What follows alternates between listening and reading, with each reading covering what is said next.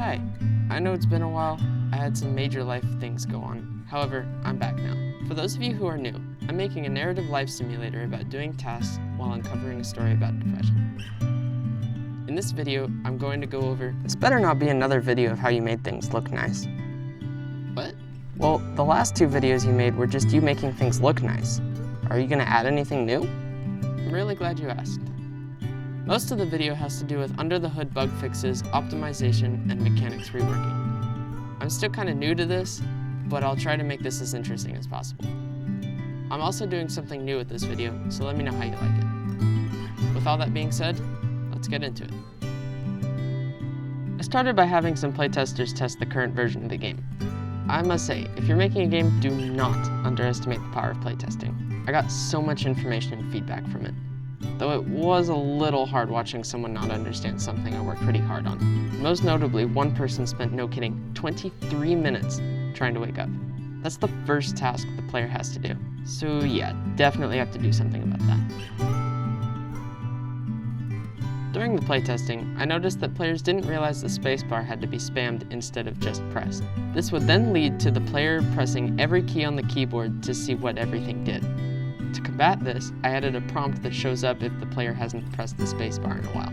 I also somehow missed adding an opening animation to this one, so here we go.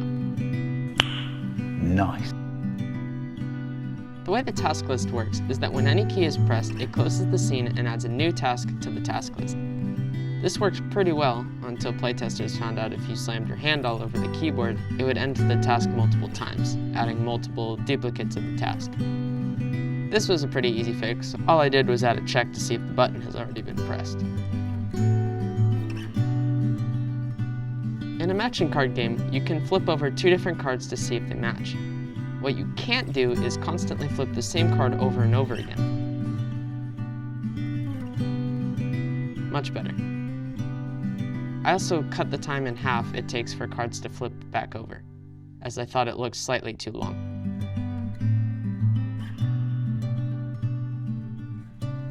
Oh boy, this one.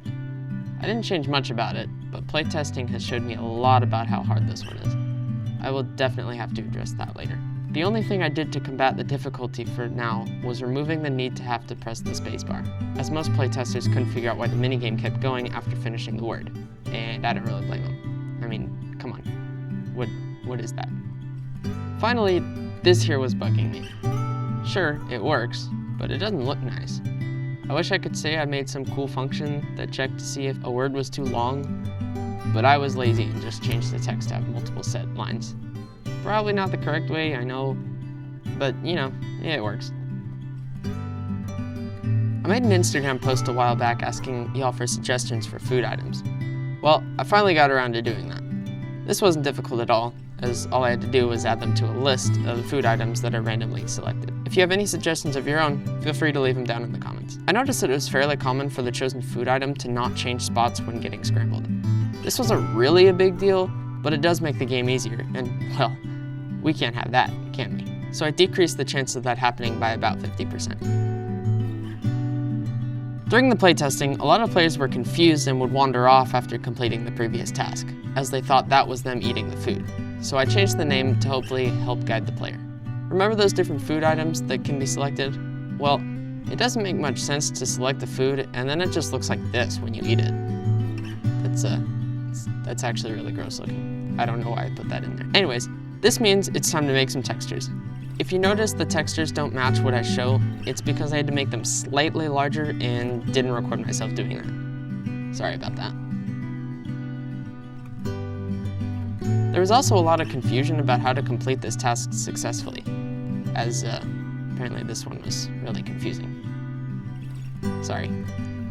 So I added a counter in the middle to show how many were on the plate and how many there were in total. I then made the counter change color depending on if there was enough food on the plate or not.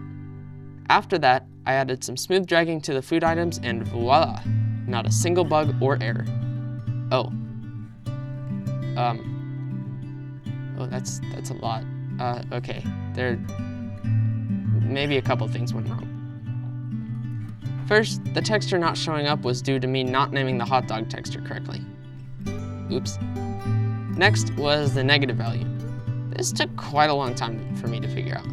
And to be honest, I'm still not sure if it's completely solved. The counter would only go into the negatives if the frame rate was low, so I set my max FPS to 30 and went through the whole game making things run smoother. The grime that needs to be cleaned off has a randomly selected dirtiness value, and sometimes that could be 1, which is way too easy.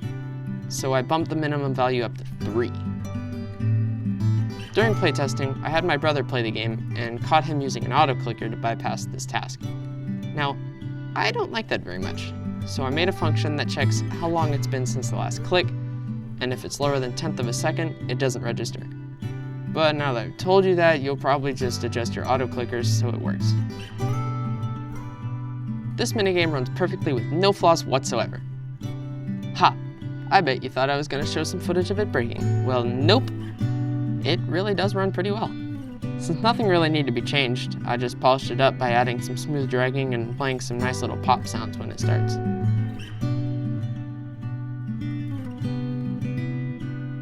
I realized that this task didn't have a lose condition, so I made it that if the bar runs out, you lose. To signal to the player that that is what happens, I made the bar change color when it starts to get too low. This minigame was pretty confusing to a lot of players, as upon starting it, they would immediately move their mouse and then lose. To try to fix this, I made the player have 3 attempts before they lost. I also made the maze bigger, in hopes that the player would not lose right after starting the minigame. I then added a mouse cursor texture and changed the way out of bounds detection works.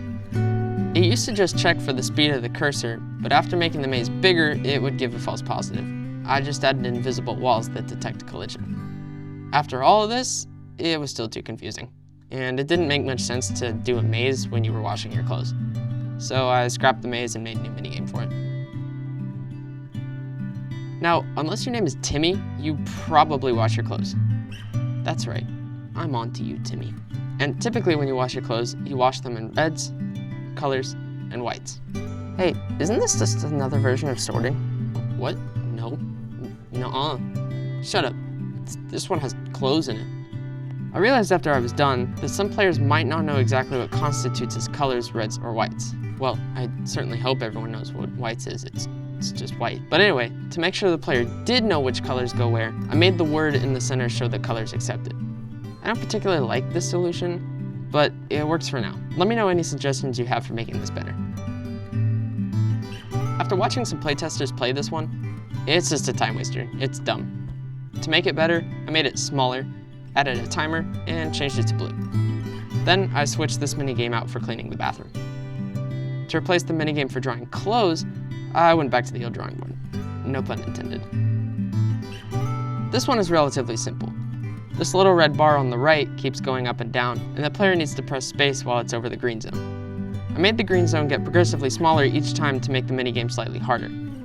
I then just added a blue indicator that fades out to let the player know when the minigame is done, and some notes that play when the player misses or gets the green zone. This is also another minigame that held the test of time, with the small exception of players not having enough time to see the first color, so I added a small half-second delay and voila! I'm not gonna lie, if I didn't already know what was to be done here, I'd have no clue what was going on, and the playtesters didn't really either. You know what that means? I completely remade the minigame. Well, not completely. I kept the bubbles. Instead of having to pop the bubbles before they reach the top, the player now has to move the correct items into each side of the screen before they get to the end. This was inspired by the car building scene from Wreck-It Ralph, which I won't show because I don't know if it's copyrighted or not. Also, this is not poop. It's dirt.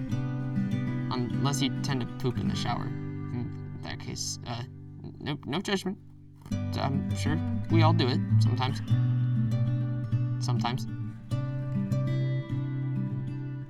I know I already said that I replaced this one, but I still intend on using it in the future, and I made changes to it before it got replaced. I really only added a nice little opening animation and fixed an issue where the connectors would try to go back to their starting position before fully connecting. Now, all that's left is to go to bed, though I do wonder what would happen if I tried to activate the minigame while the animation is playing. Oh, that's weird. Huh. I think it might be broken. Yeah, it's broken. After fixing that, I made failing the task still wake the player up, because apparently I forgot to do that. and prevented the player from pausing the game while the animation was playing, as this also made the game just not work. The game used to just start up immediately into the wake up task, but I finally got around to adding a main menu. Along with this, I made a settings menu and a cheats menu that I used to quickly run through the game. Remind me to take this out before I export. I then made the game be able to be paused while the success or failed is up on the screen, as this used to be counted as part of the minigame. As for the audio, I recorded quite a few little sounds that make the game feel a little better. I definitely do need to record more though. Paper, plate, timer, bath, bed, chair pull, chair push, wardrobe open, wardrobe close, fridge open, and fridge close. Yep, you read that right. Right after exporting the game I made for the very serious Juniper Dev Game Jam, something happened with the engine and corrupted a couple files. Thankfully though, it was just a couple of models, and funnily enough, it wasn't even used anyway. Except for the table. Oh no! Our table!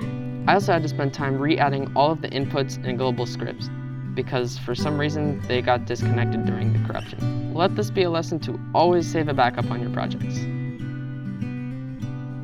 And now, a rapid fire of a bunch of things that didn't have their own category.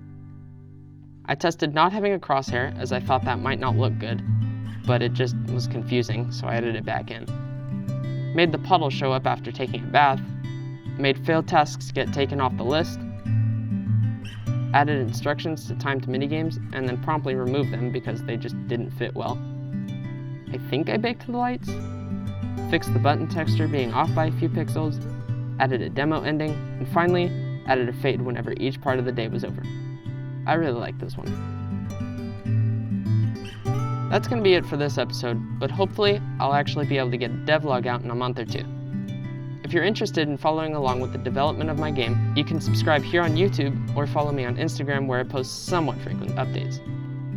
Until next time, be safe, don't die, and have a great rest of your day.